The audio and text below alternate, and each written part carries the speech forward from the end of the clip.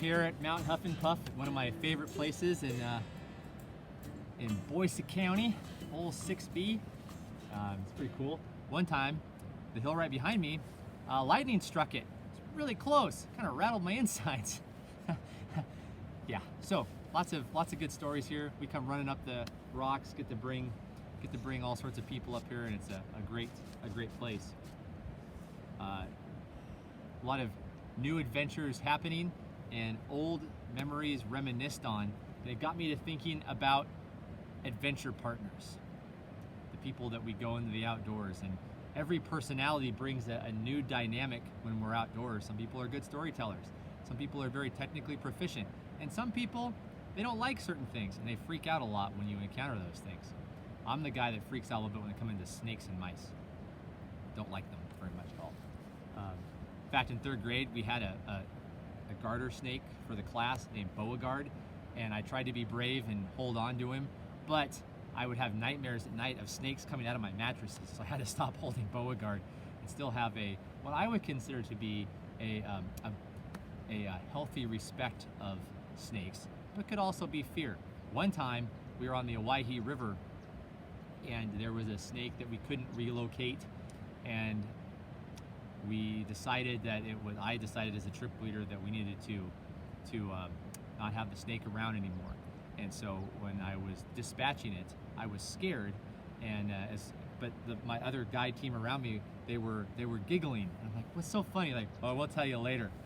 Apparently, in my state of fear as I was dispatching this snake, I was also humming the Indiana Jones theme song. So there I was at the paddle trying to chop the head off, going, and so if you ask any of those guide team and you start humming that, they will instantly start dying of laughter. And so that was happening in a frightened state. And apparently that's the theme song I get. But as we well know, Indiana Jones also did not like snakes, so I'm in good company. But I was thinking about adventure partners, and a few that came to mind in the early years were my cousins. As a child, my sister and I and my family, we would do some vacationing at my grandparents' house, which is on the Puget Sound. And the cousins lived 300 yards away up the hill, surrounded by Western Washington forests right on the Puget Sound, and it was stocked with potential adventure. And we got to live out all sorts of childhood play themes, from pirates to army people to explorers to fishermen, ran the gamut. Usually our adventures ended in some kind of climax or in some kind of state of tears. And then a lot of defense and the trial would happen and that kind of thing, as all of the aunts and uncles would convene and hear the testimony of the different cousins and decide who was guilty. We became very good at it. But a few that I remember well was one Christmas, and my parents and the aunts and uncles and grandparents didn't communicate very well, and the 3 or 4 oldest cousins all got BB guns for Christmas. And it was awesome. The parents, and grandparents and wanting to have a nice quiet Christmas, decided that we should be allowed to shoot something, so they tried to lay out some parameters of, don't shoot each other, don't shoot buildings, and don't shoot any animals. We're like, no animals? We're like, well, starlings, you can shoot some starlings. We're like, okay. Well, we had no idea what a starling was, and we, as young boys might do without proper supervision and with a lot of justification, I'm not saying this is right, a lot of things became starlings. In fact, at one point, my uncle's well house and the windows in it became starlings. And we went on a shooting rampage. At one point, one of my cousins became a starling, and it all went downhill from there. So of course, court was convened, guilty things were thrown out, and the sentencing was light that day, and we actually got our BB guns back the next day, and we went out. And at one point, we hadn't really hit too much, except for the cousin who had been a starling in the well house that had become a starling. But we tromped around through the woods and had all sorts of great adventures. And then one of my cousins shot a starling. Didn't kill the poor thing, but it fell from the tree. And I'm so ashamed to be confessing this on YouTube, but it fell to the ground and we ran to it and shot it until it was dead. Then the one cousin, very ecstatic about his kill, grabbed the starling and ran back to home. Now, as many families do, other families come in and out as we're sitting down and having special time and conversation. And here comes my young cousin, covered in mud, holding a BB gun, and a dead starling by its feet, runs in and goes, "We got one! We got a starling!" And turns out it wasn't a starling, but it was the state bird of Washington State, which in fact is the goldfinch. And we had murdered the goldfinch. Needless to say, I don't think ever got our BB guns back when we were all together. Eventually we all did go through proper hunter's education and became great proponents of protecting wildlife, although we have been agents of destruction.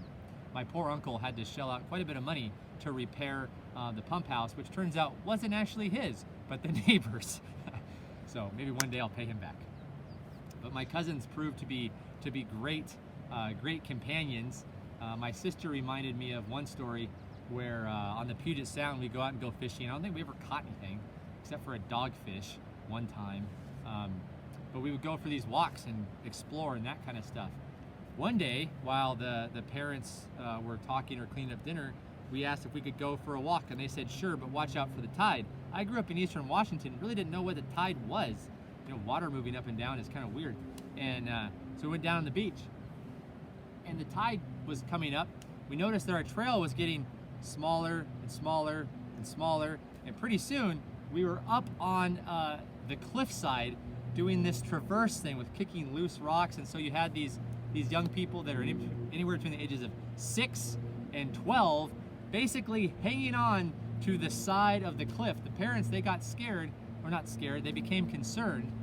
I don't think they were scared, maybe they were angry, and we backing up, we're traversing, trying to get to one of the piers to walk up the staircase to get back on the top. It was the beach, a big cliff, and then where the houses were, and so we just had to make it there. Like, we just got to make it. And some cousins, maybe even myself, decided that they were going to add to the salt content of the water through their tears, and so we were crying and clawing and kicking rocks loose, and I don't know how big of a deal it actually was, but it was high adventure for us as we didn't manage our risks well. Finally, the parents, they come down the pier thing, whatever it's called, I'm not good with saltwater things, and they come out and they get us and collect us and reprimand us, but they did end up saving us from this cliffside. We still talk about the day of how we almost died on the cliffs. Sometimes there were external factors that got us, but other times it was just ourselves.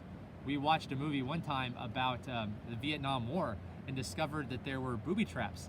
So we decided it was a good idea to go out and dig holes, sharpen sticks, put them in the ground and cover them with ferns and see if we could get the other cousins to step on them. Fortunately, that never happened. But one time, my cousin did hit me in the forehead with a baseball bat and split my head open. You can kind of still see the scar. Knocked me out cold. They all got scared, but somewhere had read that you got to manage for shock. We're all like between the ages of like 7 and 12. They all threw their coats over me and went to scatter to get help. When my dad came up from doing projects at his dad's house, like he'd heard that Ryan had been hit and was looking for me. He couldn't see me anywhere, but he saw this pile of coats. But before long, he heard some whimpering coming from the pile of coats. He found his bloodied son there. It took me to the hospital, and I got some stitches, and it became another high adventure case. Pretty sure I was at fault of this because I think, if I remember right, my cousin was practicing her softball skills, and then I decided it was a good idea to walk behind her, and she clocked me square in the face. So it was really my fault. It wasn't like we were playing Gladiator that time. But one time we had watched a movie on vigilante justice, and there was this tree that we called the monkey tree. It was great for climbing, and there was a rope in this tree, and you could swing out over the road and then back again. And so sometimes we'd wait for cars to come by, and then we'd swing out yelling like a monkey or Tarzan, and then try not to hit the car. And we would get yelled at often, which is understandable because there were children flying on ropes into traffic. So the rope over time would get shorter and longer depending on what parents were trying to do. But one time we had learned about vigilante justice, and we had explained that someone was the sheriff and the vigilante, and there was this bad guy. We caught the bad guy, and we decided that we were going to hang him. So we went to the monkey tree, which already had a rope conveniently located, and we tied it around my cousin's neck, and we pushed him. So then my cousin goes out over the road, holding the rope, going, ah, ah, ah. Thankfully, my uncle was out there doing some gardening as we were chanting something. I don't remember what it was. He grabbed my cousin while yelling at all of us, understandably so, cuts the rope, and after that, the rope in the monkey tree went away. But there's definitely some formative elements of my adventure thresholds, which, looking back and now saying them out loud, seem highly risky. The other day, or last year, my cousin and I, who's now a grown man, has kids of his own, we were down running on that same beach on a trail run as the tide was coming up. And we timed it right. We had enough time, and we weren't stranded on the side crying or anything like that. But yeah, felt very fortunate that we were able to make it through our childhood together, and then to be able to celebrate some of those elements of high risk in childhood, and cherish those times. Since then, have had lots of adventure partners. Some brought a lot of risk to the table, and some really helped me along my way. And so, yeah, somewhere along the line, we'll all have some stories of risk well managed and not well managed. But hopefully, we can all work towards managing those risks better, and maybe even we can come out and have a adventure or two ourselves. Know that we've come a long ways since I've come a long ways since I was 7 years old. The ability to manage risks. Hope you guys are doing well, and hope to see you soon. Thanks.